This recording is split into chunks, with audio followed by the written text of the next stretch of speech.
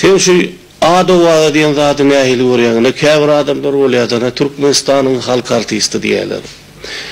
Türkmenistan'ın ağat kalanın artisti diyorlar da. Elbette adama ada vuruyor koğulat. Sen özün nehili vuruyan şu meselelerini. Şu öz çeken zahmetine ağat verilse koğumu ya da yana şu ballı hacı diyen adamdan onyan mı? Şunun her zeri diyor.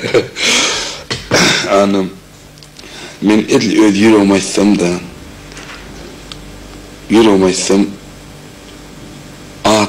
adam kovuzat elbette on bizim hükümetimizin yankı çeken zahmetini koyun bakası oluyor. Yönü men sağlıktan ve ediyen arzum hava şu eden işine çeken zahmetine şu halkın gücü yönü işlerle şu savvalsını böyle himmedattın ediz himmedattın mehriban. İnne şu estrada aydımçı hükümünü şu yakın günlerde gözünü tutan iş planının arada da durup geçti.